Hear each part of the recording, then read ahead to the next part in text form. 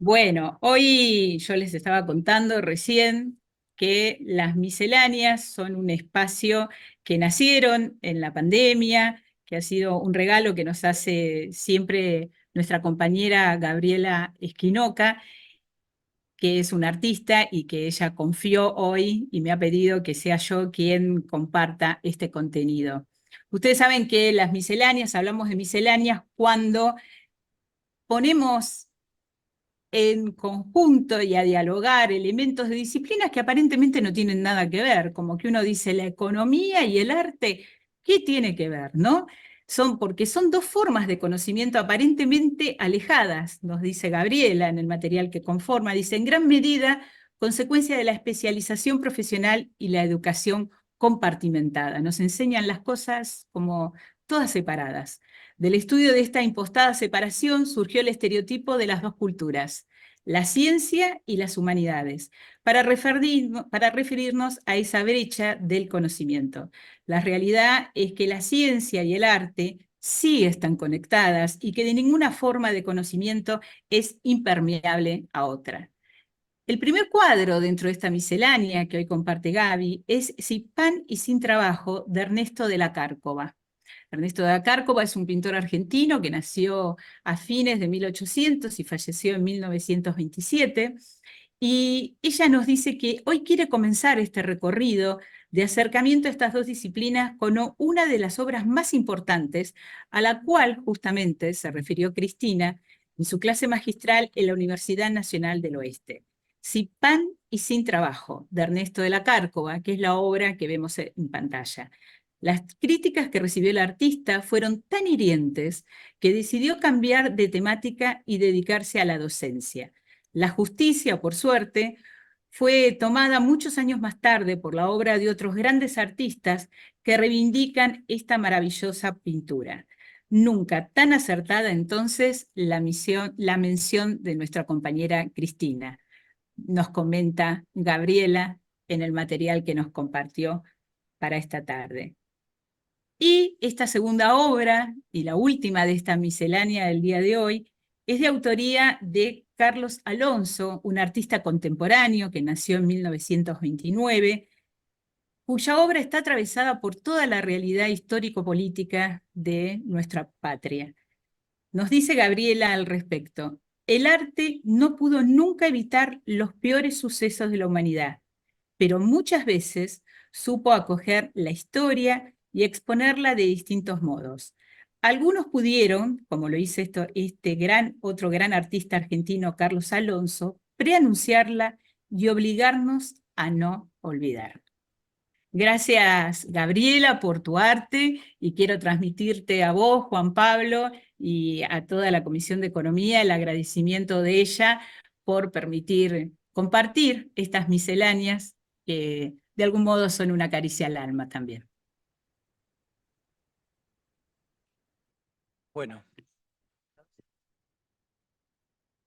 Bueno, me honra tener que presentar a la primer ministra de Economía mujer que tuvo la República Argentina.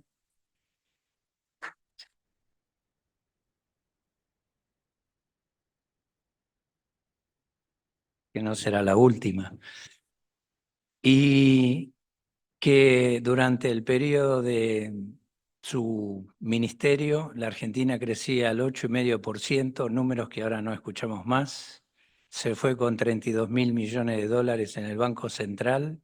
Por orden del presidente Kirchner, pagó 9.350 millones de dólares de las reservas.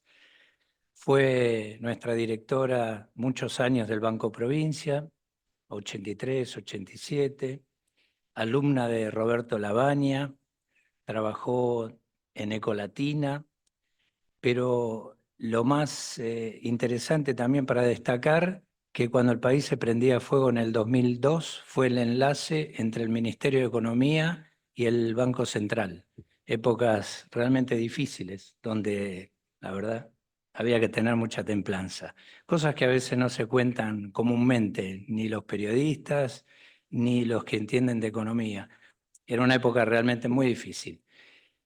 Y también, cumpleaños el día de ayer, de Luján, nacida en Luján, así que provinciana, eso es también importante, ¿no? No solo la capital federal se quedó con los ministerios. También podríamos decir muchas más cosas, pero en realidad no le quiero robar tiempo a la ministra Felisa Micheli. Y del otro participante de la mesa que nos dará charla, puedo decir que jugó al fútbol en Albois, es docente, periodista, economista, nació en Jerusalén, copresidente de la FUBA y también diputado obviamente nacional, joven economista, que espero que nos siga representando en el futuro. Así que esta presentación salía de lo formal, como le dije a Juan Pablo, iba a ser un poco más distendida, pero en realidad hasta acá, así no les robo minutos a nuestra mejor ministra de Economía.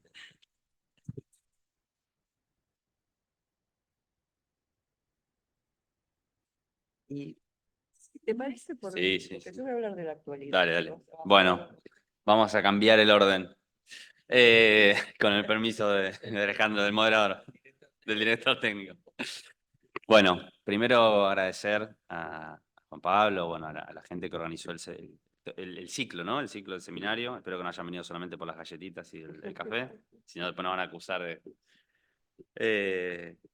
Y bueno, agradecer también a la gente que está ahí de manera virtual y al Patria por la invitación. Yendo al grano, un poco con Felisa hablábamos antes, hace un rato, y quedamos yo hacer un abordaje un poco más histórico y ella hablar un poco más de la actualidad. Entiendo que ustedes los que vienen participando de cada encuentro, vienen viendo distintos temas, ¿no?, que abordan la economía y la economía argentina, y la deuda dentro de esos temas es obviamente un tema nodal, ¿no? Y hablar de la historia de la deuda externa en la Argentina es casi una forma de hablar de la historia argentina, ¿no? Porque la tenemos desde que arrancamos, ¿no? No voy a hacer una historia de 200 años, sería muy largo, pero la verdad es que es una forma de ver la historia argentina, estudiar la historia de la deuda externa en Argentina, ¿no? Hago hincapié en el término de deuda externa porque a veces en la discusión pública se mezclan cosas y se generan confusiones, ¿no? Ustedes habrán visto, por ejemplo, muchas discusiones donde sectores de la derecha o sectores liberales muestran un gráfico que muestra que la deuda total, la deuda pública, en el año 2015, cuando terminó el gobierno de Cristina, era 200.000 millones de dólares, ¿no? Entonces, che, al final el desandamiento fue un verso, debían 200.000 millones de dólares. Bueno, eso tiene que ver con una... Bueno, en realidad no es con una trampa, es que siempre uno puede usar las estadísticas y utilizarlas en función para el lado que uno quiera, ¿no? Entonces, cuando se toma la deuda pública del país, lo que hace en realidad es sumar muchas deudas de distinta naturaleza y tipo. La Argentina no tiene una deuda, tiene muchas deudas. Tiene deudas en moneda extranjera, tiene deudas en moneda local, tiene deuda con acreedores externos, acreedores no residentes, es decir, extranjeros, tiene deuda con acreedores locales, tiene deuda contra otros organismos públicos, lo que se llama la deuda intraestatal, ¿no? Es decir, por ejemplo, el Tesoro que le dé plata al ANSES porque tiene un título público o al Banco Central. Claro, si uno junta todo eso valuado en distintas monedas, con distintos tipos de acreedores, y lo pasa todo a dólares, le da un número enorme, siempre le da un número enorme. Entonces parece que la deuda siempre es gigante, ¿no? Y nunca baja. Por eso yo creo que hay que hablar de deuda externa. El problema de la Argentina no es la deuda, sino la deuda externa, que uno la puede, bueno, definir como la deuda en moneda extranjera, suponiendo que toda deuda en moneda extranjera, aunque el acreedor sea un tenedor local, puede considerarlo como deuda extranjera, o puede considerarlo como la deuda con acreedores no residentes. Pero en cualquiera de las dos acepciones, cuando uno mira la historia de la deuda externa, bueno, la cosa cambia absolutamente, ¿no? Esto es algo que se discutió mucho durante el gobierno de Macri, durante los últimos años, donde para confundir, ¿no?, usaban estas estadísticas para decir, bueno, en realidad no es cierto que la Argentina estaba desendeudada, entonces Cristina le subía el videito de Duhovne diciendo, pero mirá, si ustedes mismos lo decían, y después decían, no, en realidad los que endeudaron el país son ustedes y nosotros, bueno, y todas esas discusiones estadísticas que se hacen cuando se discuten estos temas en la escena pública. Entonces, la historia de la deuda externa es una historia que atraviesa la Argentina desde que nació. Si yo tuviera, porque ahora estamos experimentando una nueva versión, ¿no? Con Milei, quizás un poco más extrema, pero que no deja de ser una versión más de un proyecto histórico que tiene nuestro país, que es el proyecto liberal, podríamos llamar, ¿no? Que también está en nuestra historia desde que nos independizamos de España, ¿no? Y en esa disputa permanente entre distintos modelos o proyectos de país, ¿no? Y Milei, si bien se presenta como una cosa absolutamente novedosa, no es otra cosa que una versión más de ese proyecto histórico, ¿no? Que es muy parecido al que intentó ejecutar Macri, que es muy parecido al que se ejecutó en los 90 o en la última dictadura militar, y que uno puede ir para atrás y para atrás y para atrás, ¿no? Podemos discutir, es una versión un poco más extrema en algunos aspectos, pero no deja de ser parte de eso, ¿no? Y entonces la deuda externa atraviesa todos los periodos en donde los gobiernos liberales de distintos momentos de la historia han intentado definir los destinos de nuestra nación, ¿no? Desde la Rivadavia y el proyecto Tito Baring, hasta cuando el proyecto liberal de la Argentina tuvo su momento de auge más importante, que fue durante la consolidación del Estado argentino, ¿no? Ya a fines del siglo XIX, con el famoso modelo agroexportador, que si esto fuera una clase de historia, bueno, podríamos hablar de eso, pero como Milei reiteradamente ha vuelto a poner en discusión, en escena, esa Argentina agroexportadora de fines del siglo XIX, deja de ser un tema de historia y pasa a ser un tema de discusión actual, porque Milei ha ganado las elecciones diciéndole a la sociedad argentina que nosotros fuimos alguna vez la primera potencia del mundo, que éramos un país extraordinario, donde nuestra economía funcionaba bárbaro y que después, a partir de, bueno, va cambiando. A veces dice 1930, a veces dice 1916, a veces dice 1945, pero más o menos en los últimos 100 años se torció la historia argentina,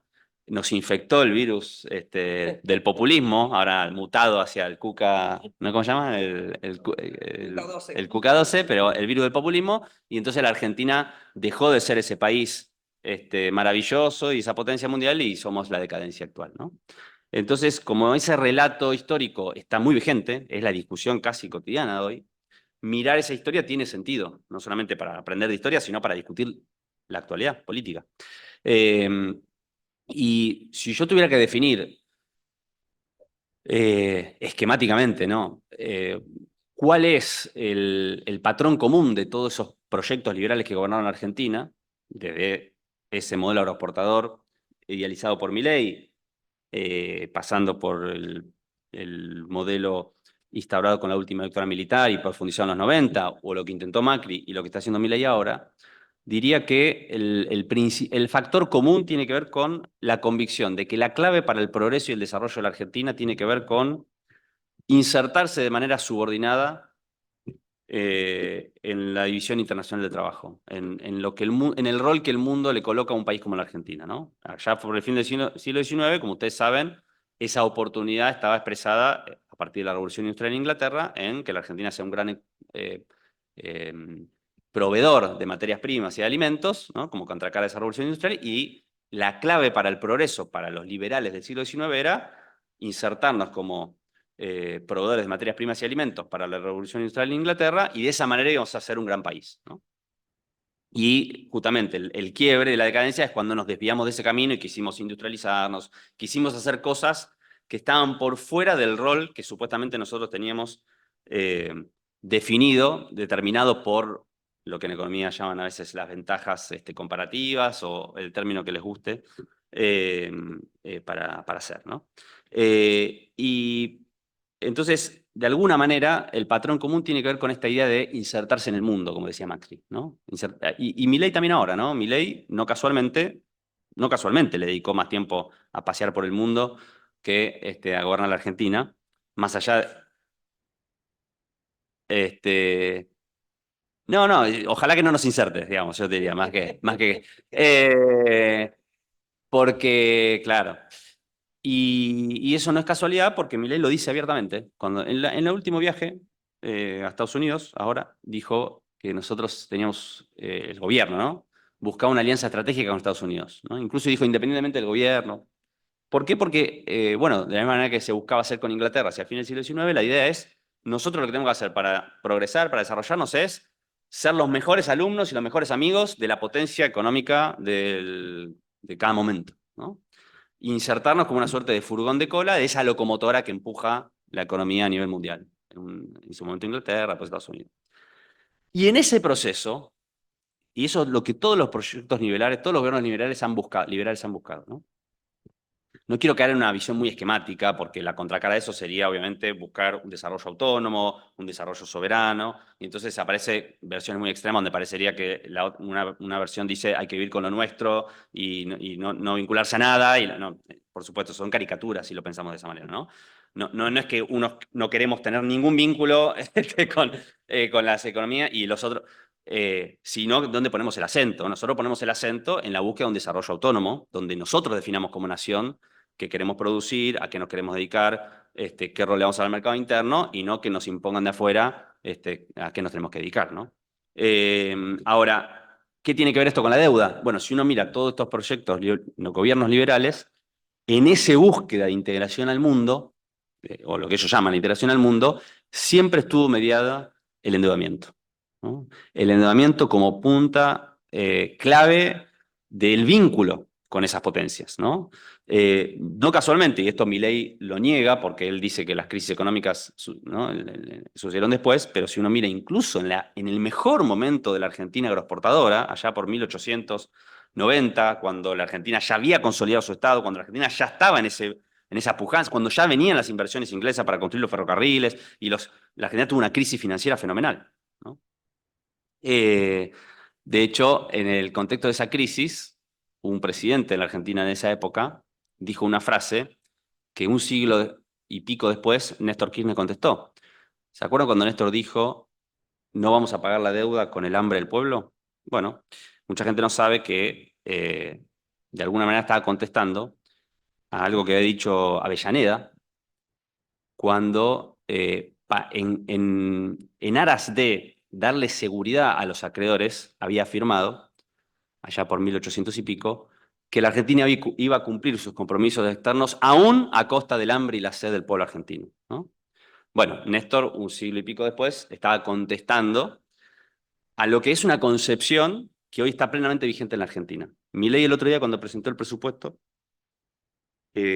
con esta regla fiscal, después si quieren podemos hablar un poquito de eso, la regla fiscal, que es esta idea de que la Argentina, el Estado nunca puede gastar más de lo que recauda, más allá de la discusión sobre el equilibrio y el déficit fiscal y qué relación de eso con la inflación, que es otra discusión, pero referido al tema de la deuda, la regla fiscal es una forma de garantizarle que la Argentina siempre, por sobre todas las cosas, va a garantizar los pagos de los servicios de la deuda. Y después todo lo demás. Porque la regla fiscal, ¿qué dice?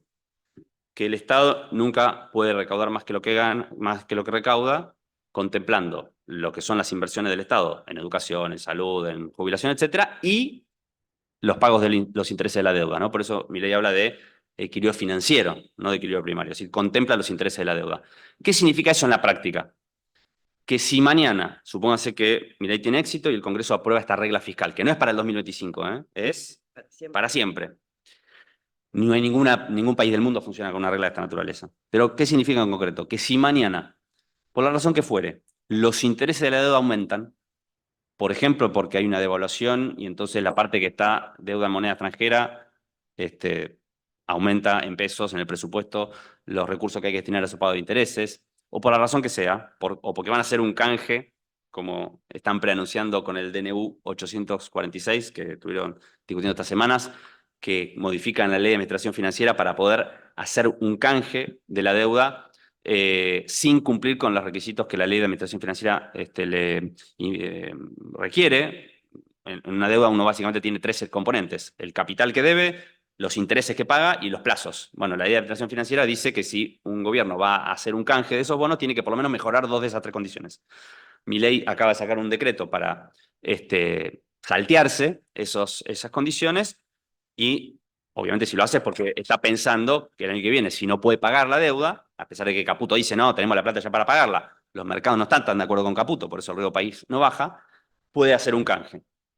Ahora, ese canje va a aumentar, obviamente, porque va a ser un canje favorable a los acreedores, va a aumentar los pagos de deuda, los servicios de la deuda, que son los intereses de la deuda en el presupuesto.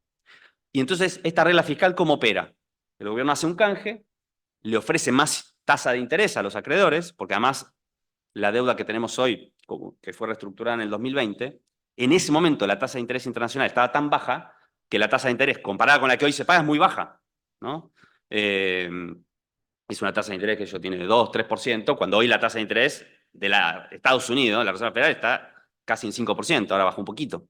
Entonces le van a ofrecer mejor tasa de interés. ¿Y eso qué significa? Que el Estado en cada presupuesto, en el que vive, en el otro, va a tener que pagar más plata en servicio de la deuda. Pero como hay una regla fiscal, la única forma de pagar esos servicios de la deuda va a ser haciendo un ajuste equivalente en ese monto en el resto del gasto público. Es decir, en el presupuesto de educación, de salud, de obra pública, de transferencia a las provincias o del rubro que ustedes quieran. ¿Se entiende la relación que hay entre la regla fiscal y la deuda, ¿no? A veces se discute la regla fiscal solamente, como lo plantea el gobierno, bueno, es para no tener inflación, ¿no? Más allá de la discusión sobre la inflación, que es una discusión en sí. Pero tiene una relación directa con la deuda. La regla fiscal tiene como objetivo dar una señal a los acreedores que, miren, si tenemos que ajustar a la gente para pagar la deuda, lo vamos a hacer, ¿no? Por eso citaba Avellaneda con el hambre y la sed del pueblo argentino. Y entonces, Milei, si ustedes miran el discurso que dio en el Congreso el otro día, dijo, gracias a esta regla fiscal, vamos a bajar el riesgo país y vamos a volver a los mercados financieros. Es decir, él hace esta relación entre la regla fiscal. ¿Por qué? Porque sabe que los mercados pueden interpretar esta regla fiscal de esta manera, que es, yo sé que la deuda me la vas a pagar, porque si tenés que matar de hambre a la gente, pero a mí me vas a pagar, ¿no? Entonces, esta es la constante del vínculo del endeudamiento, y si uno mira las grandes crisis económicas que tuvo la Argentina, y no me remonto a toda la historia, sino a los últimos 50 años, la del 89, la del 2001, la del 2018, que es la más reciente, la de Macri, las tres, que fueron tres crisis muy importantes, crisis económicas, por lo que implicó en términos de caída de la actividad, de destrucción de tejido productivo, de destrucción de empresas, de aumento del desempleo y de aumento de la pobreza. Las tres están precedidas de un ciclo de endeudamiento o de sobreendeudamiento muy pronunciado, ¿no? Las tres. Podríamos decir que las tres son en parte una crisis de deuda. La del 89, indudable, la hiperinflación del 89 se dispara cuando Alfonsín no puede, o mejor dicho, cuando los organismos internacionales le sueltan la mano porque no le giran los fondos y tienen que soltar el tipo de cambio, el dólar se va y con el dólar se van los precios y vamos a la hiper. La crisis del 2001 es muy parecida.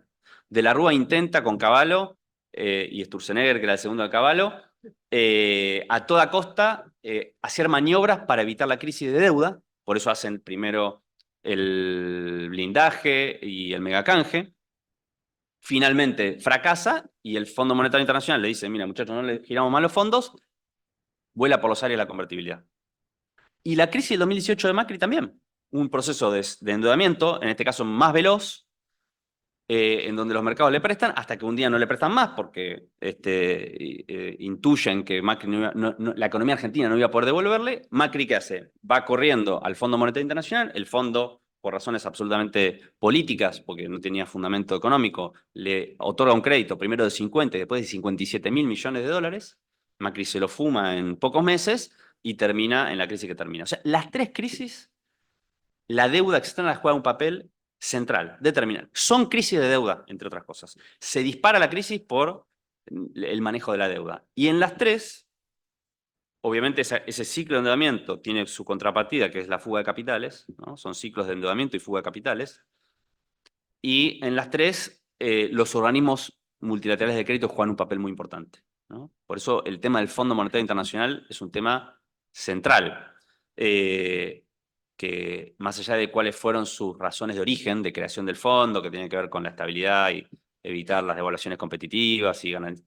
La realidad es que en la historia argentina y América Latina probablemente también, la historia del Fondo Monetario Internacional siempre fue un mecanismo, un instrumento que sirvió como un mecanismo de condicionamiento para las políticas económicas de nuestro país. Por eso es tan importante, y lo recordó recién Alejandro, cuando, y después seguramente Felisa puede hacer alguna mención a eso porque fue protagonista, cuando logramos pagar la deuda con el fondo y sacarlo de la Argentina.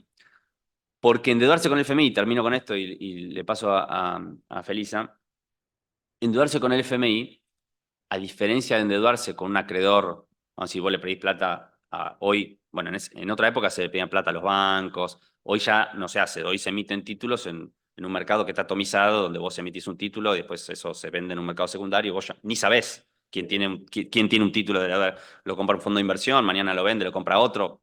Vos lo único que tenés que hacer es pagar. Bueno, no sabés quién está del otro lado. Por eso son tan complejas también las reestructuraciones y por eso la Argentina después del 2001, cuando reestructuró su deuda en el 2005 y en el 2010, así todo no pudo resolver de todo el problema por la cuestión de los buitres, tuvo que volver a reestructurar después, bueno, porque en los mercados de deuda también son mercados muy complejos. Pero ¿cuál es la diferencia? Que vos con un acreedor, con un fondo de inversión o con quien sea que tiene un título, el objetivo de ese acreedor es ganar plata fundamentalmente, ¿no? Entonces vos podés reestructurar la deuda y vas a discutir la tasa de interés, vas a discutir el capital y los plazos. Con el Fondo Monetario Internacional no discutís eso, porque el fondo no es un organismo que te presta para ganar plata. El fondo se supone que es un organismo que te ayuda a sobrepasar una crisis financiera y lo que discutís con el fondo no es el capital, la tasa de interés y el monto solamente. Discutís la política económica. Discutís un programa económico de tu país.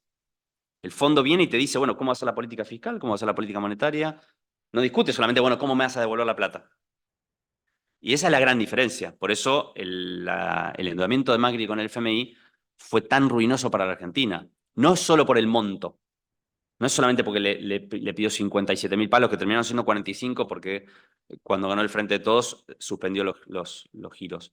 Sino por lo que implica en términos de dependencia de un organismo que claramente representa los intereses de la grande potencia del mundo, y en particular de una de ellas, y que su objetivo principal es condicionar la política económica de nuestros países. Por eso, la deuda externa, y en particular la deuda con un organismo con el FMI, no es una cuestión financiera solamente, es una cuestión de soberanía.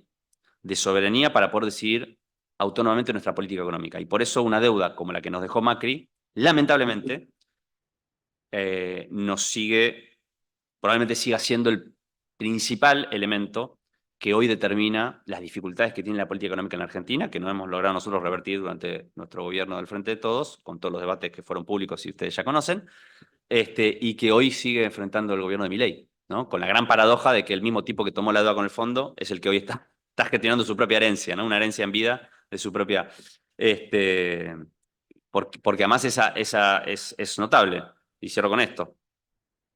La crisis del 2001 con De la Rúa, Sturzenegger, que era viceministro de Cavallo. La crisis de 2018 con Macri, Caputo, ministro, y Sturzenegger en el Banco Central. Y ahora con Milei, con Caputo, de ministro de Economía, y Sturzenegger, ¿no? Es decir, los mismos personajes que se repiten una y otra vez en la historia argentina y que siempre están asociados a estos episodios de crisis vinculados a la deuda. La desesperación del gobierno para volver a los mercados internacionales, para volver a iniciar un ciclo de endeudamiento, tiene que ver, por supuesto, con esos negocios y también tiene que ver con que han sido la herramienta que históricamente estos gobiernos han utilizado para financiar sus proyectos, ¿no? Lo hizo Macri, se hizo en los 90 y lo quieren hacer ahora. Y ahí se juega también, en parte, lo que va a pasar con este proceso político que estábamos viviendo. Me parece que es muy importante. Yo sé que todos estamos todo el día corriendo atrás de la pelota, para hacer la metáfora futbolística, discutiendo el último tuit de Milei, lo que dijo Adorni a la mañana y la privatización de Aerolíneas Argentinas. Y todo el día estamos discutiendo temas que son muy importantes. Pero también es importante a veces tomarnos el tiempito para hacer esto que estamos haciendo hoy acá, que es no discutir el último tuit de Milei o la noticia de hoy de la mañana, sino tratar de pensar el proceso político y económico que estamos viviendo, sus continuidades con otros momentos de la historia y tratar de tener herramientas para discutir, ¿no? Porque Milei, y lo último que digo, una de las virtudes que tiene es que es un tipo... Macri era globito, revolución de la alegría, no hablemos mucho de política, pongámosle animalitos a los billetes. El objetivo era despolitizar a la sociedad. El objetivo era despolitizar a la sociedad. Milei no. Milei está politizando a la sociedad, en un sentido liberal, extremo, reaccionario de derecha. Pero habla de política, habla de la historia argentina, es decir, no dice, no, globitos y frases huecas. Es un tipo que politiza a la sociedad.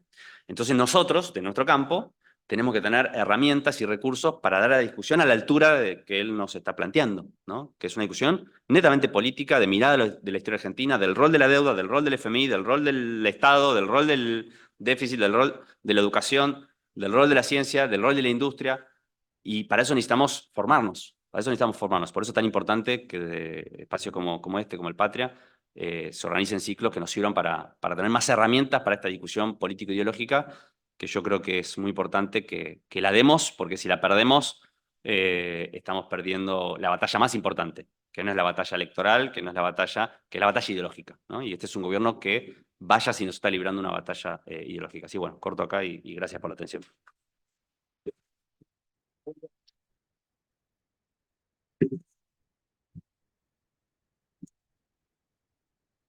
Bueno, gracias, Itaí, genial tu intervención. Gracias al Patria, a Juan Pablo, a todos los compañeros y compañeras que llevan adelante la Comisión de Economía y las otras comisiones que seguramente también andan por acá. La verdad que a mí me gustaría, por lo que dijo Itaí al final, ¿no? Porque además de uno ser economista, es un militante popular y lo que más nos interesa a nosotros es que los conceptos de la economía puedan ser manejados por la militancia nuestra para que nuestros compañeros y compañeras puedan dar ese debate ideológico, puedan sacar a luz y develar todas las mentiras que dice Milei desde su campaña y que se agudizan cada día más. No tiene límites en eso, ¿no? Engaña a la sociedad, miente, lo hace con datos, lo hace con marcando o trayendo cuestiones de la historia que son totalmente manipuladas por él. Entonces, tener información es fundamental para poder dar ese debate. Y nosotros tenemos la obligación de darlo, porque nosotros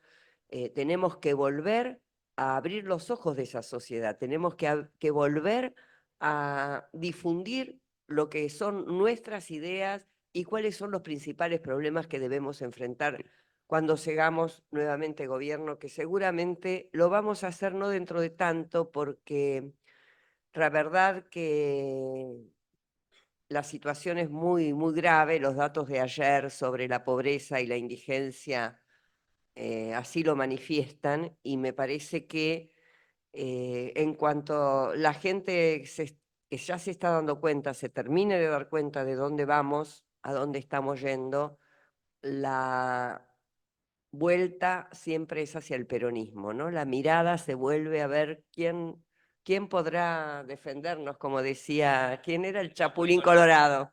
Iba a decir el Chavo del Ocho, no era el Chapulín Colorado. Y ahí aparece el peronismo como la posibilidad de que alguien aplique otra política económica, que alguien venga a desandar los caminos que el liberalismo construye. Porque en esos dos modelos de país hay actores y protagonistas, en los liberales y en los nuestros. Entonces, eso la sociedad yo creo que lo tiene bastante claro. Y si bien nuestro gobierno, como ya lo hemos hablado muchas veces, del Frente de Todos, no fue por ahí lo que se esperaba, también es cierto que hoy la situación es muchísimo peor que la que era en diciembre del 2023 cuando asumió la actual gestión. La deuda es el principal condicionante de la economía argentina. Ese es un concepto que les tiene que quedar claro. No hablemos de pajaritos de colores, no hablemos de la modernidad como quiere, de la inteligencia artificial, de las inversiones, hablemos solo de la deuda, es el principal condicionante. La pobreza y la indigencia que registraron los datos de ayer tiene que ver con la deuda externa, con priorizar el pago de la deuda externa en vez de priorizar el pago de la deuda interna, que es con nuestra gente. La falta de empleo, los despidos en el Estado, los achiques de áreas y cierre de áreas del Estado, tienen que ver con la deuda. La desindustrialización tiene que ver con la deuda, la caída del empleo tiene que ver con la deuda, la inflación tiene que ver con la deuda, porque como muy bien lo explicaba Itaí, cuando no hay dólares en la economía argentina, en esta economía que Cristina llama la economía bimonetaria, cuando no hay dólares, ¿qué pasa? Hay presiones devaluatorias, todo el mundo ya sabe que tiene que remarcar los precios y inmediatamente hay un traslado, aunque todavía no se haya producido la devaluación, un traslado preventivo a precios, que fue lo que pasó todo el año pasado hacia el final del gobierno de Alberto Fernández. Entonces, la deuda es nodal, es el corazón de la problemática que tenemos los argentinos. Esto, como dicho, en términos generales. Después vamos a ir particularizando. Acá hemos tenido un proceso en el último, como también decía Itaí, todos los procesos de crisis de la Argentina están atados a un proceso previo de alto endeudamiento. Él empieza con la hiperinflación del 89, yo le agregaría la caída de la tablita de Martínez Dios en los 80, que es la primera gran crisis de la deuda, porque también no se pudo sostener un tipo de cambio con una devaluación mucho menor a la inflación, porque justamente faltaban dólares.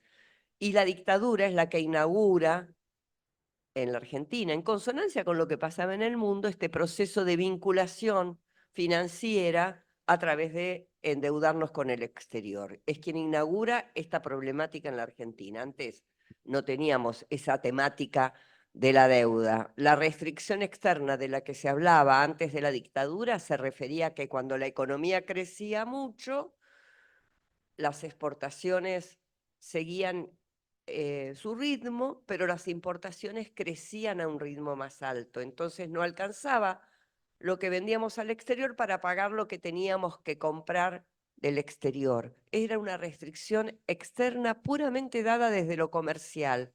Compra de bienes y servicios, venta de bienes y servicios. Hoy en la Argentina y durante los últimos años hemos tenido superávit comercial altísimos para lo que es la medida de la economía argentina, de entre 12 y 17 mil millones de dólares por año, y no han alcanzado para pagar la deuda que hemos tenido que pagar, que ha sido contraída específicamente desde el macrismo. Entonces, acá tenemos una nueva restricción externa a la comercial, que seguramente también sigue existiendo, porque cuando aumenta el PBI y con los procesos de desindustrialización que hemos vivido cada vez se ha hecho más grande, tenemos que importar más insumos, más maquinarias, y hay una tensión externa presente. Pero lo grave es que a esta base de conflicto que puede ser esta restricción externa comercial, se le agrega la cuestión financiera, el endeudamiento que tenemos con el exterior, lo que tenemos que pagar a los acreedores privados y a los acreedores que son organismos financieros internacionales. A lo que se le agrega no solamente el endeudamiento del Estado Nacional, se le agrega el endeudamiento de las provincias, porque en época de endeudamiento acá se endeuda todo el mundo, es así. Exactamente. La época de Macri creció de una manera de 150.000 millones de dólares la deuda externa del Estado Nacional, pero además creció la de las provincias y creció la del sector privado, que por supuesto, como estaba en el Banco Central Sturzenegger y desreguló absolutamente todos los sistemas de información y control del endeudamiento privado, realmente el sector privado anota deudas que tiene con el exterior sin que nadie les pregunte esa deuda que tomaron, esos recursos que tomaron desde el exterior, cuándo los trajeron a la Argentina y en qué los invirtieron. Y tampoco anota cuándo los tienen que pagar. Por lo tanto, todo el gobierno de Alberto Fernández, el Banco Central, priorizó el pago de esta deuda del sector privado, además de la del fondo y la que tenía con los acreedores privados, y se llevaron prácticamente todo el superávit comercial de ese periodo, porque el sector privado podía sacar dólares del país sin ningún inconveniente, no había cepo para la deuda externa privada, la pudo sacar del país y aún así hoy continúa adeudando al exterior unos 60, 70 mil millones de dólares, según el informe sobre deuda externa privada del Banco Central, que nadie sabe cuándo vence, ni nadie sabe para qué se usó esa supuesta deuda que se tendría que haber traducido en fondos que ingresaron a la Argentina por parte de las grandes empresas. ¿Alguien vio alguna inversión extraordinaria? No. La deuda privada es un blef. Y así como la deuda del fondo no se registra en la mejora de ninguna infraestructura básica, no se registra en la mejora de construcciones, de todo, de comunicaciones, de nada físico, la deuda del sector privado tampoco está respaldada por grandes inversiones que podamos registrar. O sea, el tema financiero. El tema de la deuda es un tema por el cual siempre se hacen los peores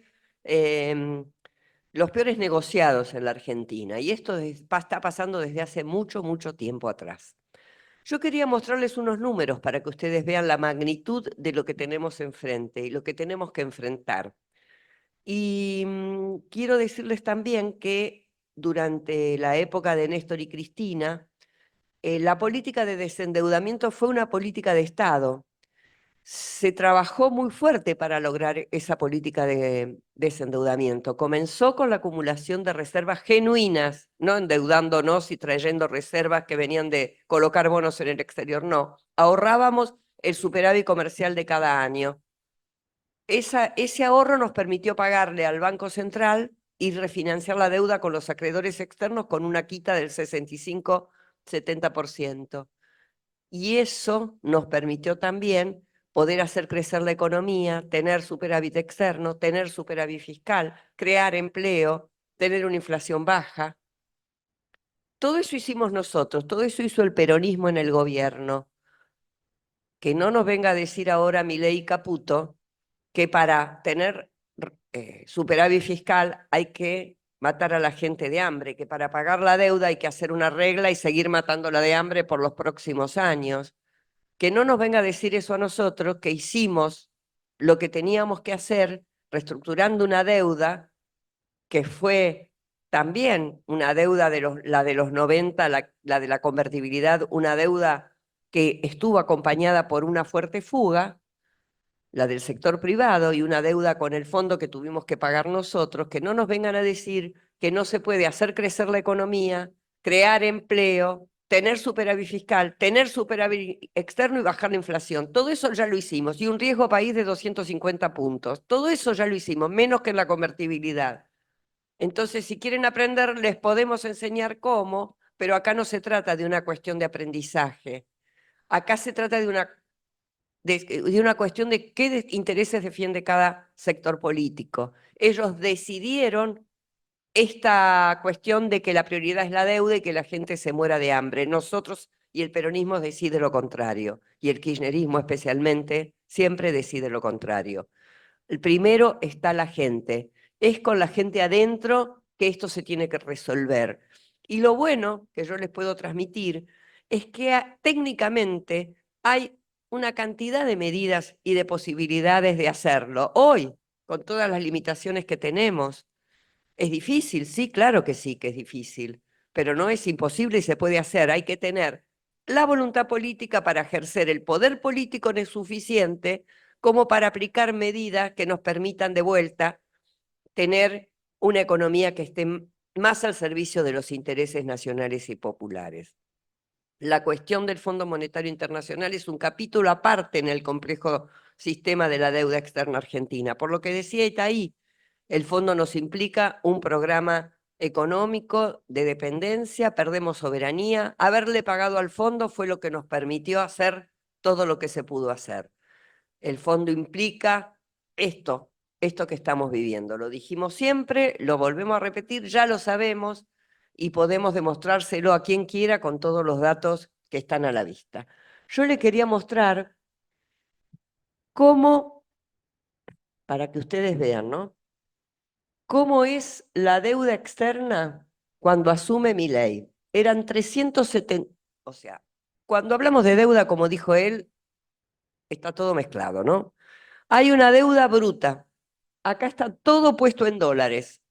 Entonces, la deuda bruta es la deuda en títulos públicos que había en moneda nacional y en moneda extranjera, la deuda con los organismos internacionales, la deuda con el Banco Central, que es la intersector público, y otros que también es otras áreas del sector público que no son el Banco Central. Por ejemplo, la ANSES.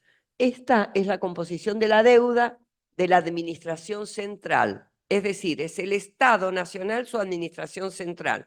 No está incluida las provincias, no está incluido el sector privado, no está incluido otras deudas que pueda haber por ahí, pero que estas solas corresponden a la administración central. Lo que quiero que les quede grabado es, miren el número de diciembre del 2023, 370.000 y pico de millones de dólares. Miren el número de mayo del 2024, que es el último dato que yo tenía, 435.000 millones de dólares. Fíjense la velocidad de aumento del total de la deuda de la administración central.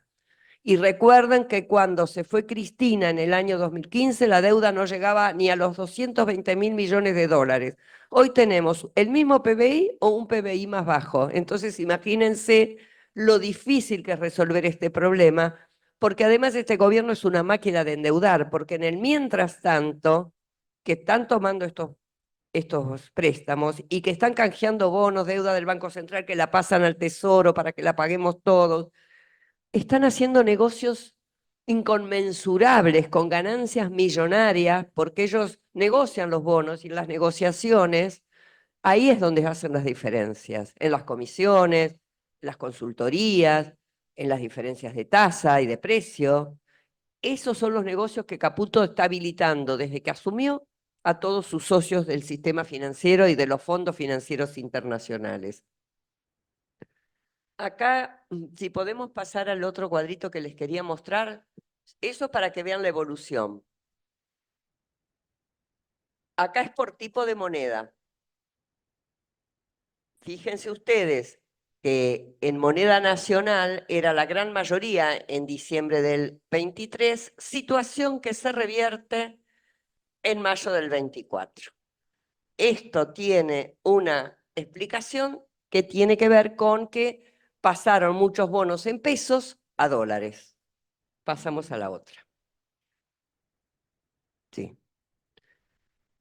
Acá tenemos el total de la deuda externa en moneda extranjera, no solamente la de la administración central. Tenemos la deuda de la administración central, en moneda extranjera nada más acá, la de provincias, la del sector privado, fíjense, 95.700 millones de dólares todavía. La deuda por importaciones de bienes, ustedes sabrán que durante una parte del gobierno de Alberto Fernández no se podían pagar las importaciones y se fue acumulando una deuda que este gobierno lo transformó en unos bonos que se llaman BOPREAL, que está puesta ahí, es la deuda por importaciones de bienes y de servicios. Y la deuda del Banco Central con el swap con China, porque también el swap con China es de 20.000 millones de dólares, pero solamente se utilizaron 5.000 millones, y esa es una deuda que también hay que pagarla en moneda extranjera. Y ahora me gustaría que vean lo que les quería mostrar, es el vencimiento de intereses, que creo que es el último cuadrito, ¿no es este? A ver, un poquito más arriba el título. Fíjense lo comprometido que está nuestro país. ¿No está el que sigue es el de años? No, acá está. Era ese. Sí, no lo había visto. Es capital e intereses. Entonces, acá tenemos para allá que en el año 2025 hay unos 32.000 millones de dólares de vencimiento del total de deuda privada de las provincias, del Banco Central, por el BOPREAL, por el swap, todo, en moneda extranjera. ¿De dónde lo vamos a sacar? No sé, porque ustedes recordarán que yo dije que el superávit comercial que estamos teniendo es alrededor de unos 15.000 millones de dólares promedio por año, y que además, como tenemos este nivel de endeudamiento tan alto, no podemos acceder al mercado de crédito, no podemos emitir bonos para pagar los bonos que vencen. Y por eso la salida del decreto 846 del lunes pasado, que lo comentaba muy bien Itaí, donde el gobierno se autoriza, se autohabilita a renegociar la deuda, aunque sea perjudicado el Estado Nacional. Es decir, que la situación con ese decreto, la situación de los vencimientos de la deuda y la situación de la deuda, solo podemos esperar que empeore a partir de que hagan algún tipo de, que esta gente, que este gobierno haga algún tipo de reestructuración. Los niveles de vencimiento son altísimos, y ustedes podrán decirme sí, por ejemplo, las letras del Banco Central no es necesario pagarlas, si le sacamos esos 11.000 millones igual nos da la friolera de 21.000 millones de dólares, y además acá no están contemplados, esto es todo financiero, no está contemplado otras cuestiones que tiene la Argentina que pagar en dólares, como por ejemplo el turismo hacia el exterior, que también las divisas las ofrece el Banco Central, según el sistema que hoy impera. Las compras con tarjetas de crédito, que también se pagan en moneda extranjera, que suman 2 o 3.000 o 4.000, si sumamos todo, millones de dólares más cada año. Entonces, ¿de dónde va a sacar la Argentina todos esos millones de dólares? Nadie lo sabe. Eso es lo que está en disputa en este momento con los acreedores, que los dólares que nosotros podamos conseguir o generar con el comercio exterior, ¿quién se los queda? Y de hecho, por eso el presupuesto empieza, como bien mencionaba Itatí, lo que tengamos va a ser primero para los acreedores y el pueblo se joroba, cuando se debería empezar al revés. El año que viene vamos a poder tener 15.000 millones de dólares, generamos eso, bueno, la mitad va a reforzar las reservas y la otra mitad se pagará la deuda, o una cosa así. Tendríamos que empezar al revés para solucionar este problema.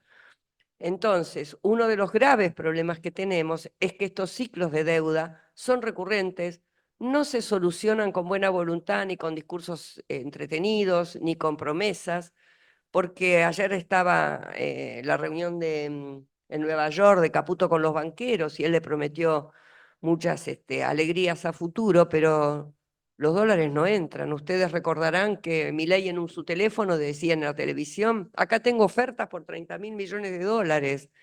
Bueno, no llegaron ni del fondo, no llegaron de los bonistas privados, ni de bancos, no llegaron de los fondos de inversión ni de sus amigos multimillonarios. Así que acá hay una incógnita que, así como la sabemos nosotros, la sabe todo el mercado y con mucho más detalles, y por eso la desconfianza, por eso la inflación no va a bajar del 4%, por eso el desempleo va a seguir, por eso la pobreza y el hambre va a seguir, por eso la recesión va a continuar, porque de esta encrucijada no se sale con estas políticas, de esta encrucijada se sale haciendo crecer la economía, de esta encrucijada se sale con otra política económica. Y creo que también los argentinos, que hemos votado bastante mal en esta elección, tenemos que saber que en el Fondo Monetario Internacional están asociados todos los países del mundo, que creo que son 189 o 190. El único país del mundo que tiene más de la mitad del total de la cartera de créditos del Fondo Monetario Internacional es Argentina. Es decir, yo creo que acá para mí, el gran economista argentino que fue Aldo Ferrer lo dijo alguna vez, el Fondo Monetario Internacional es igual para todos los países del mundo y nosotros somos los que metemos la cabeza en la boca del lobo, y de esa manera la responsabilidad no es del Fondo Monetario Internacional, la responsabilidad es de los actores políticos y económicos locales que ante cada contingencia de crisis recurren al Fondo Monetario Internacional para que salve las papas, pero que en realidad, en vez de salvarle las papas al pueblo y a la gente, lo que hacen es darles recursos que entran a nuestro mercado y salen por la otra puerta, porque el endeudamiento con el fondo financió claramente la fuga de capitales, como lo demuestran todas las cuentas y los estudios y el Banco Central en un informe. No hay mucho para dudar de que es así. Entonces acá hay un problema grave de una clase dirigente de la Argentina, de una élite económica, que está acostumbrada a este proceso de endeudamiento y fuga, y que cuando hablan de que se acabó la fiesta, hablan de que una fiesta es que un pobre se pueda comprar un celular, o de que un pobre o una familia de clase media reciba unos pocos pesos de subsidios que están en el presupuesto para la energía o para la tarifa del transporte, pero nunca hablan de la verdadera fiesta, que es la escandalosa círculo de la bicicleta financiera que ellos propician, que tiene que ver con esto. Nos endeudamos por miles de millones, los fugamos y después que la paguen otros. Y esta es la fiesta que hoy, de ellos, que nosotros estamos pagando. Ojalá que podamos generar las condiciones políticas para que la cosa se dé vuelta y la fiesta la puedan empezar a pagar ellos nuevamente. Así que bueno, elementos técnicos hay, les podría contar de montones de medidas que se pueden tomar, desde desconectarnos totalmente del sistema financiero internacional mediante regulaciones como hacen otros países de la región. No estoy diciendo nada que hace China, Rusia o Cuba, ¿no? O Nicaragua o Venezuela, que es peor, pero realmente creo que...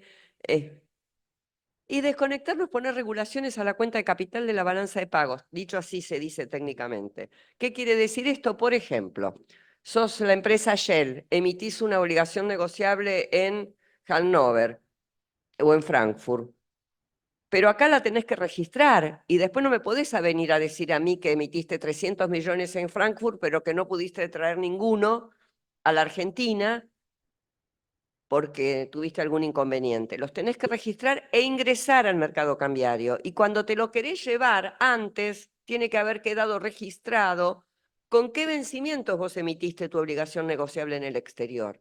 Entonces, de esa manera sabemos si no son autopréstamos, sabemos si no son este tipo de operaciones que hay entre las casas matrices, que figuran en el balance que la casa matriz de la IBM de Estados Unidos le prestó a la IBM de acá de Buenos Aires y que nunca se vio en qué. Entonces, eso es regular, esa es una. La otra es, los fondos financieros, si entran, se deben quedar un año y si se van antes pierden el 30 o el 20%, con lo cual le pones un palo en la rueda a a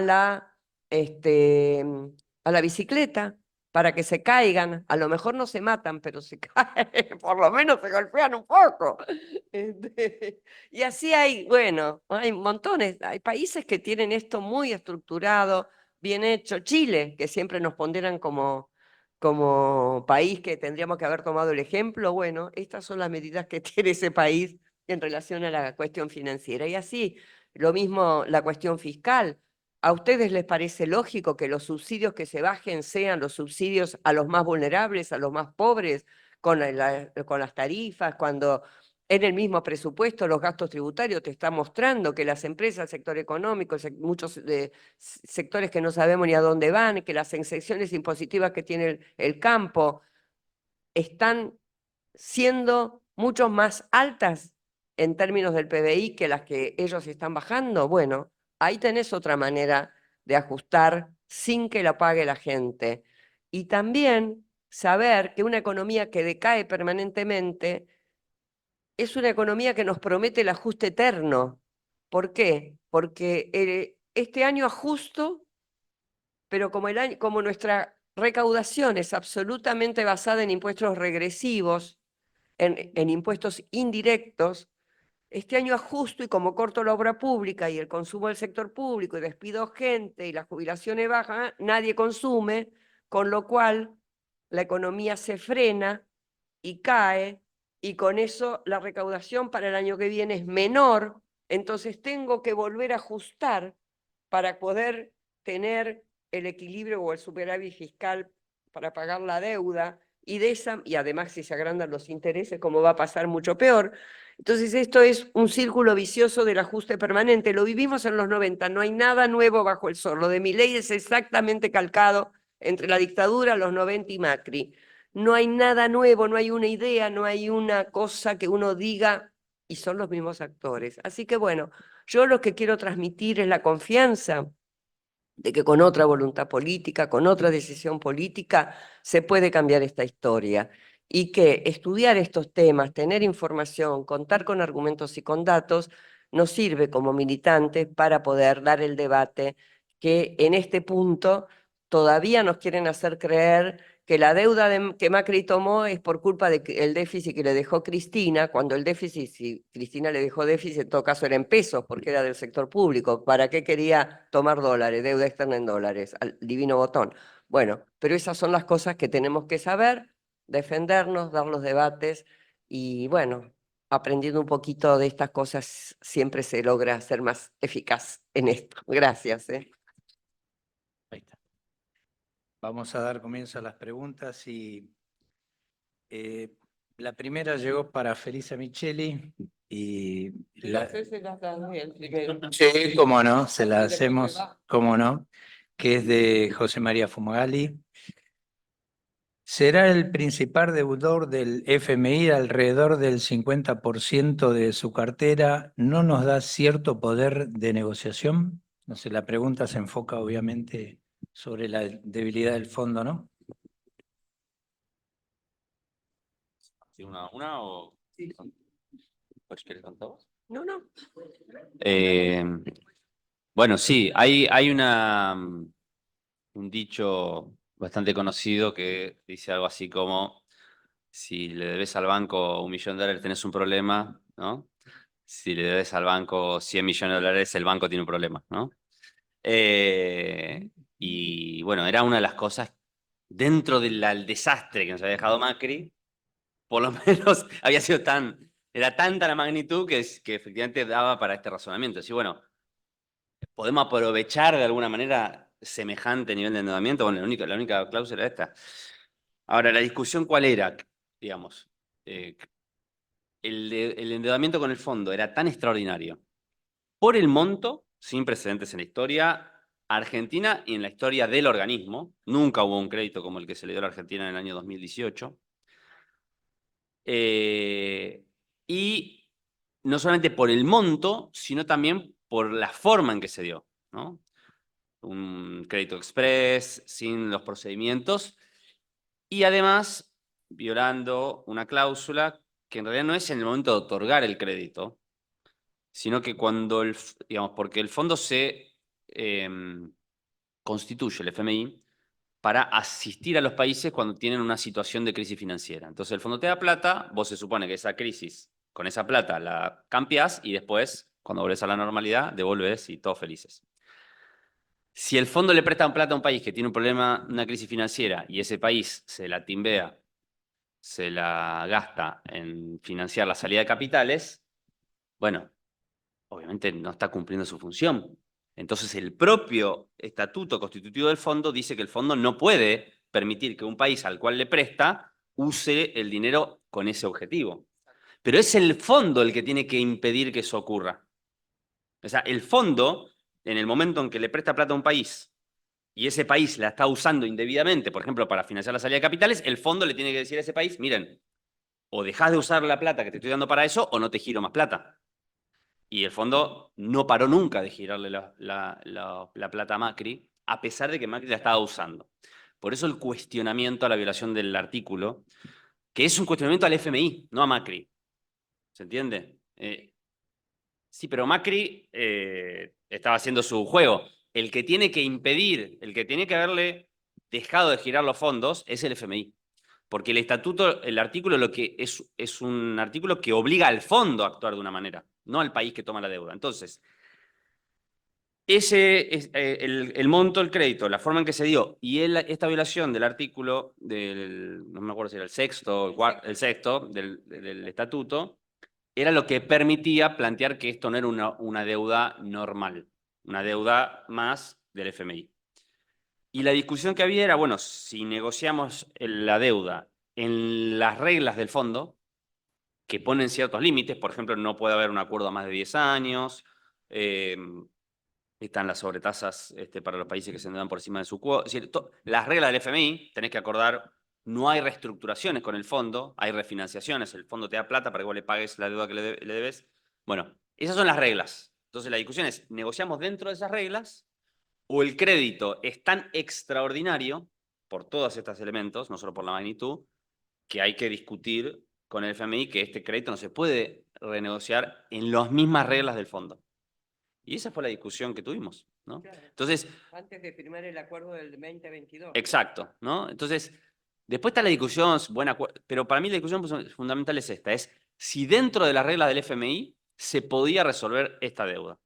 Y yo creo que no se podía, porque por esta característica que mencioné antes. Bueno, lo que habría que haber hecho en todo caso era decir, no, por las características específicas de este crédito, se requiere una solución también extraordinaria, una solución que también salga de las reglas tradicionales del FMI, ¿no? Pero bueno, no es el camino que se adoptó. Ay.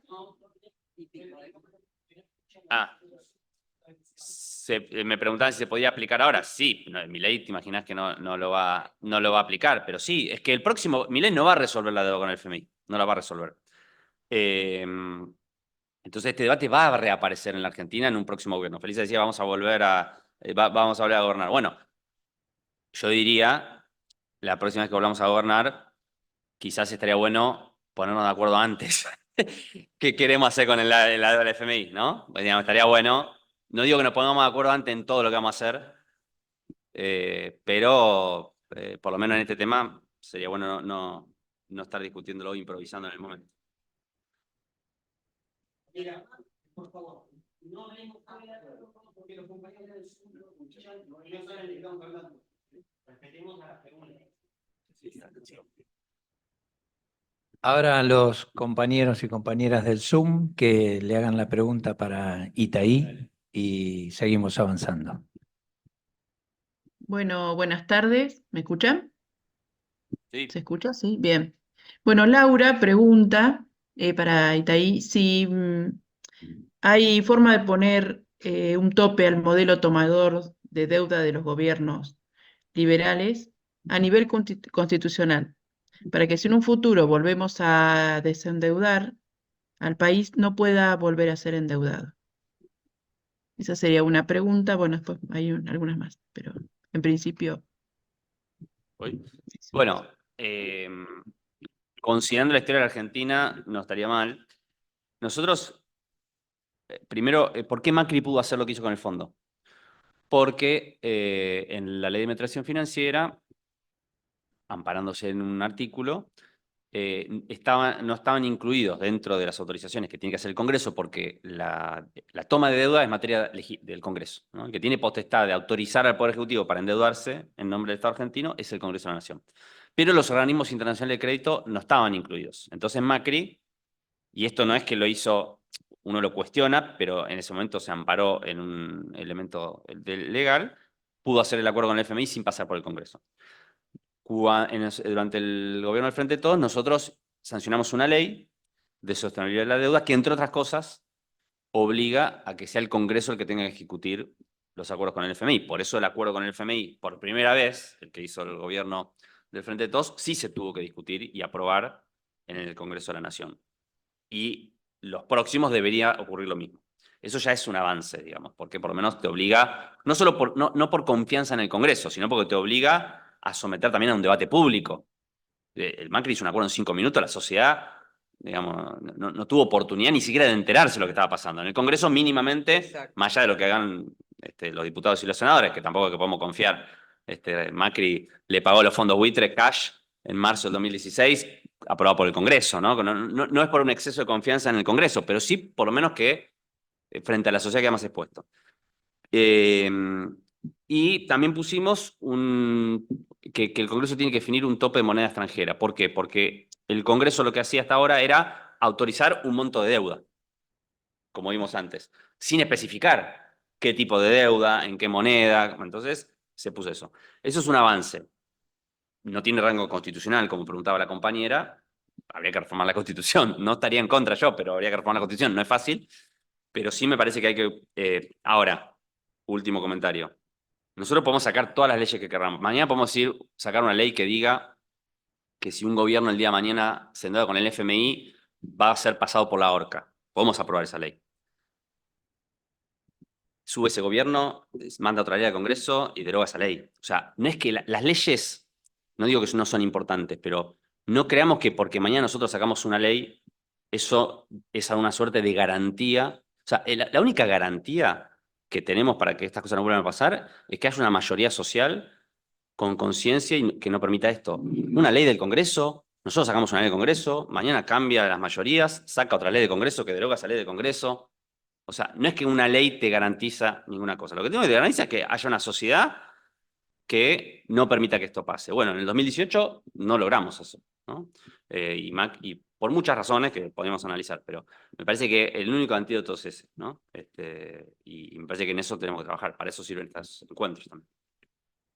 Creo que en septiembre del año 2001 el Congreso aprobó la ley de intangibilidad de los depósitos. No sé si se acuerdan, que quería decir que si vos tenías un depósito en el banco, estabas seguro, nadie te lo iba a tocar. A los 2 meses te estaban encorralando como si fueses, no sé, toda la plata tuya fuese de ellos. ¿Qué quiere decir con esto? Que la ley es importante, pero más importante es la realidad. O sea, acá yo comparto totalmente lo que dice ahí. De hecho, el lunes con el DNU 846 acaban de voltear una de las cosas más importantes que tenía como límite el endeudamiento argentino. Lo acaban de voltear y nadie mueve un dedo. Sí, no, los diputados y senadores de Unión por la Patria dieron una conferencia de prensa y plantaron una posición que yo creo que también la tenemos que repetir, que es decir, no vamos a reconocer el pago de ninguno de los bonos si están bajo estas condiciones que dice este decreto 846. Punto. La tenemos que decir, porque ellos no pueden, ellos hacen lo que quieren. ¿Y saben por qué hacen lo que quieren? Porque tienen una justicia que nunca los llamó ni a preguntarle a Macri por qué hizo eso con ese endeudamiento, como antes le perdonó a Sturzenegger el megacanje. Acuérdense lo que fue el megacanje. Esto de derogar las pautas de cómo se reestructuran las deudas, que pasó el lunes, es para repetir un megacanje. Vamos a terminar con 50.000 millones más de deuda porque estos sinvergüenzas nos van a meter unos bonos que nos van a dejar muchísimo peor de lo que estamos hoy. Entonces, y después no va a servir para nada encima, porque si vos me decís, bueno, están estirando los plazos y vamos a conseguir algún beneficio, no, la economía va a terminar estallando de todas maneras, porque en la medida que aumentan el endeudamiento, aumentan las imposibilidades de sustentabilidad de esta economía. Entonces, a mí me parece que hay que tener, es muy importante la ley, sería buenísimo una reforma constitucional para, entre otras cosas, modificar eso y poner eso y también modificar el funcionamiento de la justicia, porque si no, no vamos a poder hacer nada. Yo decía en un próximo gobierno, pero nosotros hacemos un DNU, nos ponen un amparo en cualquier juzgado de cualquier localidad donde haya un juez corrupto, como hizo Clarín con el juez de Córdoba por la ley de medios, y el juez da el amparo y no podemos aplicar la ley. Y eso puede pasar con cualquier medida que tomemos. La condición también para que podamos aplicar un plan económico favorable a las mayorías es poder dominar esas estructuras de poder que hoy son tan hostiles para que se pueda aplicar un plan económico más favorable, ¿no? Perdón. Otra pregunta también para Itaí. Sí. ¿Por qué las sanciones, es de Juan Carlos, por qué las sanciones internacionales repercuten en nuestra legislación argentina? Esa es la pregunta. Capaz creo interpretar que están diciendo por qué no emitimos bonos con legislación nacional, y creo que está enfocada para ese lado. Y otra de las preguntas de Gerardo, te sumo dos. ¿Por qué las oligarquías latinoamericanas y la Argentina en especial es la única que rifa persistentemente la soberanía a través de su deuda externa pública y oscila permanentemente entre gobiernos populares y neoliberales? Así que se responde. Claro, en la pregunta completa está la respuesta a la primera parte, sí. De la pregunta. A ver, primero, respecto al tema de la jurisdicción extranjera. Bueno, esto es el huevo y la gallina, ¿no? Porque la Argentina tiene una historia de crisis de deuda, de defaults. Ojo, acá la derecha y los liberales quieren cambiar la historia y hacer creer a la sociedad argentina que los defaults son el resultado de los gobiernos populistas. Pero si ustedes miran la historia de los defaults en la Argentina, son todos el resultado de políticas de endeudamiento de gobiernos liberales, ¿no? Incluyendo el último, que fue el de Macri, ¿no? Macri terminó su gobierno después de haber resuelto con los pagos de los fondos buitres, nuevamente dejó una economía en default, incluso con el agravante de que no solo defaulteó la deuda en dólares, sino también la deuda en pesos. Un hecho también con poco precedentes en la historia de un país que defaultea deuda en su propia moneda. No sé cómo va a terminar Milei, pero... Entonces, esa historia de default hace que la Argentina, cuando logra sanear su deuda, por ejemplo, en el proceso del 2003 al 2015, y quiere volver a los mercados, porque acá el problema no es que está mal tomar, nunca hay que tomar un crédito, ¿no? Digamos, no es que uno está en contra de tomar un crédito, porque sería necio pensar que un país, si administra responsablemente su deuda, eventualmente pueda financiarse con créditos para hacer un montón de cosas que tiene sentido financiarse. Vos tenés que hacer una obra pública multimillonaria y la verdad que tiene más sentido financiarla que pagarla cash con las reservas. Hay muchas cosas por las cuales tiene sentido que un país utilice correctamente su deuda, ¿no? Ahora, cuando hemos saneado la deuda y queríamos utilizar razonablemente la deuda, bueno, en el medio pasó lo del juez Griesa, el fallo de los buitres, que nos lo impidió, pero además, obviamente, como la Argentina tiene una reputación justamente por esta historia, es muy difícil que la Argentina... Entonces, ¿qué hace la Argentina para que los mercados les... Bueno, emite títulos con jurisdicción extranjera, para que si el día de mañana el acreedor tiene un problema, sabe que va a ir a reclamar a la justicia de Nueva York y tiene más chances que si tiene que venir a la justicia local, ¿no? Entonces, incluso en nuestros gobiernos hemos tenido las veces que... bueno, ahora, es una cagada tener que hacer eso, ¿eh? Es una cagada. ¿Qué hay que hacer para revertirlo? Bueno, hay que lograr resolver estructuralmente el problema de la deuda y que el día de mañana la Argentina pueda endeudarse como cualquier país del mundo emitiendo un título y que no tenga esta suerte de cuco que han generado los gobiernos liberales. Porque siempre que nos hablan del cuco, del riesgo argentino, nos lo quieren indicar a nosotros, pero es al revés. Nosotros querríamos poder utilizar el crédito como lo usa cualquier economía del mundo razonablemente. No podemos por culpa de sobreendeudamiento de deuda externa de los gobiernos liberales. Y lo mismo pasa con el tema de, porque también por ahí la pregunta se refería no solamente al tema de la deuda, sino al tema de los juicios, por ejemplo, de YPF o el juicio, bueno, también, digamos, lamentablemente, la jurisdicción extranjera, por ejemplo, en el caso, bueno, ahora nos va a pasar con el RIGI. El RIGI, que también cede jurisdicción, bueno, el día de mañana nosotros ganamos las elecciones, queremos modificar algunas de las cuestiones vinculadas al RIGI, ¿y qué van a hacer las compañías que entraron al RIGI? Van a ir al CIADI, van a ir a un organismo multilateral y van a hacerle juicio a la Argentina. ¿Y qué va a hacer ese organismo? Le da la razón a la empresa, no al argentino. Entonces, lamentablemente eso. Y respecto al tema de los sectores dominantes y su péndulo, ¿no?, entre los gobiernos populares y liberales, bueno, claramente es uno de los grandes problemas de la historia argentina el no haber podido constituir una clase empresaria, un sector, como se decía en otra época, una burguesía nacional, ¿no? Parece una terminología que hoy suena medio anticuada, pero digamos, ¿no? Que esté consustanciada con un proyecto de país, con un modelo de desarrollo. Y bueno, nosotros no hemos tenido eso, ¿no? No hemos tenido eso. Muchas veces ha sido el Estado el que ha tenido que intentar suplantar ese rol de manera directa, ¿no? En el gobierno de Perón, también en parte en el gobierno de Néstor y Cristina, es decir, el Estado directamente actuando como empresario, por decirlo de una manera, justamente para suplantar eso. Y bueno, no digo que sea la única causa, pero es una de las causas por las cuales seguramente no hemos podido sostener en el tiempo, ¿no?, un proceso de desarrollo, un modelo de desarrollo con nuestros valores, ¿no? Y eso, y buena parte de los sectores dominantes, muchas veces contra sus propios intereses inmediatos, como hemos visto en la historia reciente, terminan abonando a proyectos de los cuales después también en parte son víctimas, no todos, algunos son beneficiarios y otras son víctimas. ¿Cuántas empresas hoy están cerrando de gente que probablemente cuyos dueños seguramente votaron a Milei? Entonces, y eso y esa incapacidad, bueno, Cristina habló mil veces de esto, ¿no? Cuando hablaba de los empresarios que creen que cuando les iba bien era por su éxito, su mérito, su esfuerzo, ¿no? Y entonces y no reconocían el rol del Estado, y después cuando les iba mal era culpa bueno, del gobierno. Entonces, bueno, ahí tenemos un problema, y yo creo que en particular le digo un comentario sobre Milei con esto. Milei tiene un nivel de apoyo de los grandes grupos económicos de Argentina que es sorprendente.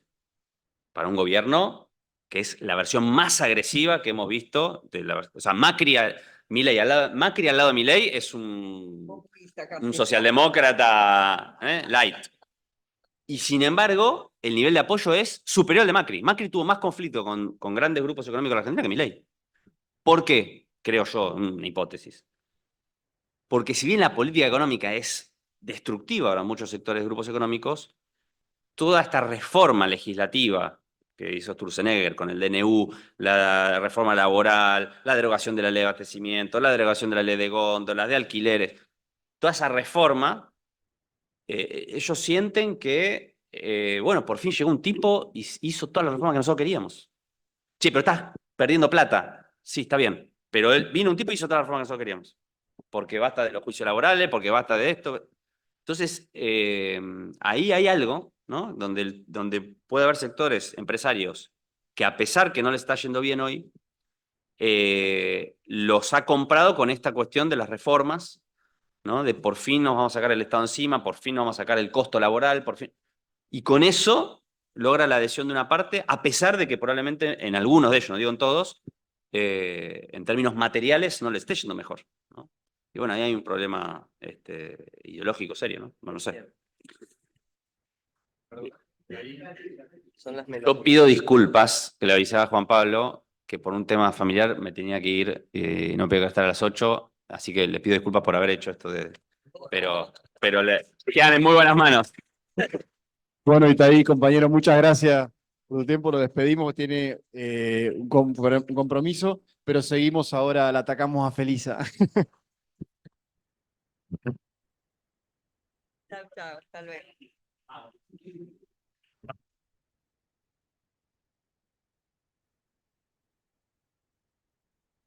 Bueno, sigue una pregunta de Fernando Monti, que viene un poco a colación de lo que había estado explicando Itaí. La pregunta para Felisa es, ¿cómo evitamos la fuga cuando volvamos a ser gobierno? Oh, qué pregunta. Bueno, justamente una de las cosas que yo estaba comentando con esto de regular poner regulaciones a la cuenta de capital de la balanza de pagos, tiene que ver con evitar la fuga.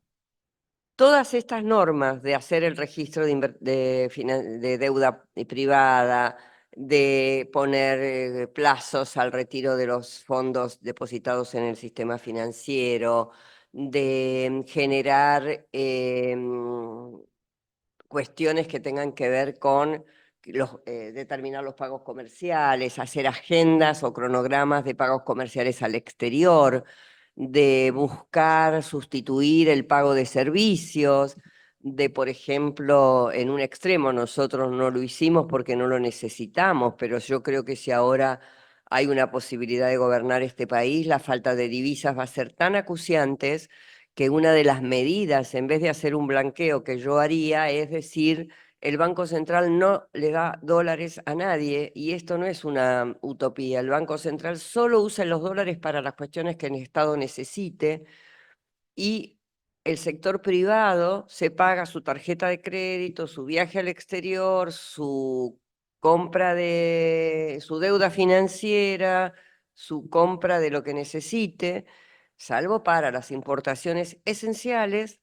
Digamos, es restituir el decreto cuyo número no me acuerdo, pero que sacó Ilia en su gobierno y que estuvo vigente durante todo nuestro gobierno. Lo sacó Macri, lo sacó Sturzenegger. O sea, son medidas que ya se aplicaron. Tampoco vamos a inventar, así como ellos no inventan, y yo recién decía esto como una mezcla de lo peor de la dictadura, del menemismo y del macrismo, Nosotros tampoco vamos a inventar nada, está todo ya estudiado, este tipo de cosas, se regula una cuenta de capital y esto evita la fuga, no le impiden un 100%. De hecho, si ustedes ven, en el periodo de Néstor y en el periodo de Cristina también hubo salida de dólares al exterior, pero eran hasta casi necesario, por esto que decíamos hoy de que no caigan tanto el valor del dólar. O sea, nosotros no estamos en contra de que haya un movimiento con el exterior, pero sí que haya un límite para que esas oleadas de fuga no precisen tener un endeudamiento que las financie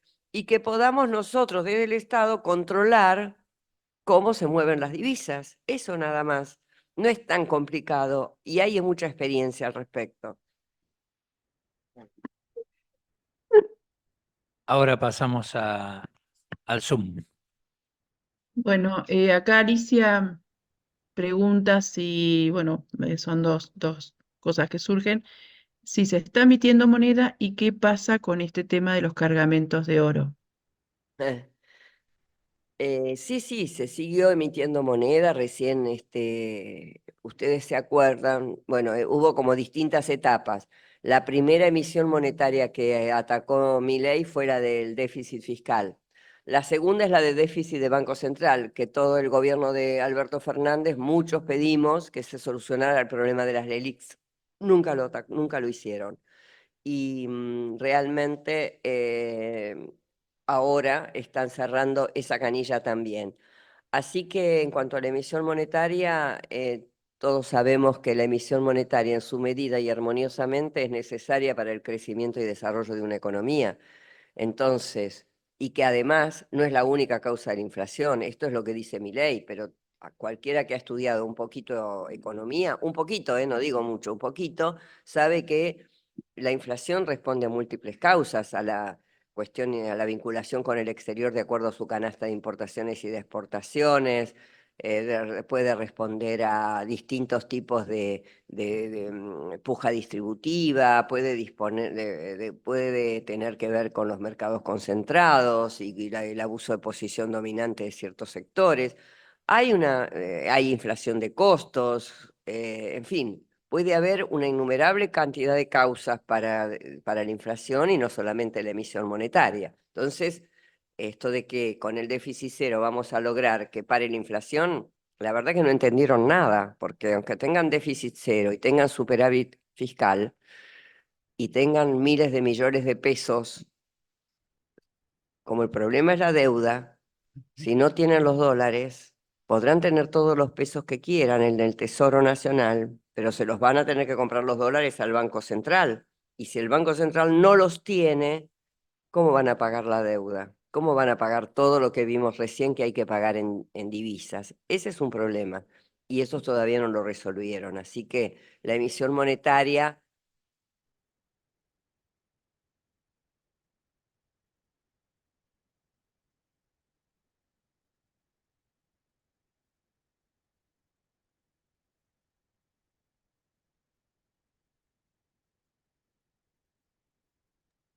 Guillermina, ¿tenés otra pregunta?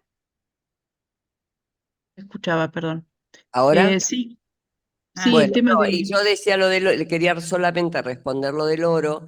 El oro lo están trasladando a Londres para hacer un tipo de financiamiento también para la Argentina, donde el oro sea garantía de lo que se llama un préstamo swap, que es ponemos el oro de garantía, ellos nos dan unos dólares y si no pagamos se van cobrando de ahí. Es como una especie de fideicomiso, préstamo autopagable, digamos.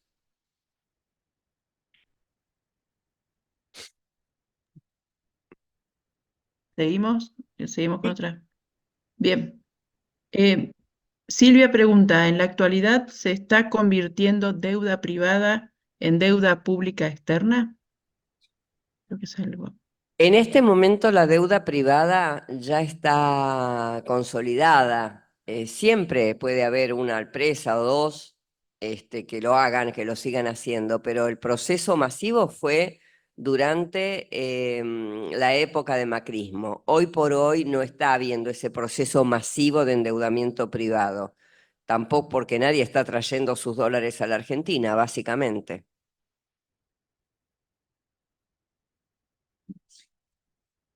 Ahora pasamos a una pregunta acá de la sala de Silvina. Si todos sabemos que la deuda la fugaron, ¿cómo es que no se puede evitar pagar o exigirle a los gobernantes que expliquen dónde está ese dinero invertido, ¿no? No lo podemos averiguar y no lo podemos hacer que haya una consecuencia para esto, para los que tomaron las decisiones, porque la justicia en la Argentina no trabaja para eso. Ustedes saben que hay una denuncia penal en contra de Macri por el tema del Fondo Monetario Internacional, pero lo que decía Itaí hoy es claro, nunca jamás llamaron a ninguna indagatoria, ni lo van a hacer. O sea, ¿cuándo se acabaron las dictaduras en Argentina? Y cuando hubo, nunca más, cuando hubo juicio y castigo, cuando hubo memoria, verdad y justicia. Yo creo que acá es lo mismo, o sea, ellos van a seguir haciendo lo mismo porque nadie los frena ni nadie los para. Nosotros, cuando hemos gobernado, no hemos sido determinantes o hemos mirado así para atrás y hemos sido determinantes en poner freno a estas cuestiones. Quizá no lo teníamos tan claro o el poder político tampoco alcanzaba para tanto, pero hay que tener un cúmulo de poder político muy importante para hacer esto. Estamos hablando de la gente que maneja, o sea, el poder que tiene hoy el gobierno de Milei es un poder muy, muy fuerte. Entonces, para transformar esta cuestión en actos judicializables, pero que tengan consecuencias y no que queden en meras denuncias, hace falta que la justicia actúe y también la justicia es un actor clave muchas veces en que estas cosas pasen de largo, ¿no? Está claro que al peronismo y al kirchnerismo no nos perdonan ni un estornudo, pero ellos se pueden robar todo lo que sea y nunca, todas las cuestiones sofisticadas que inventan para disimular estas cuestiones, nunca jamás lo van a llamar. Macri tiene, no sé, 18, 17 causas penales abiertas, no lo llaman ni a una, y la del fondo es una de ellas, ¿no?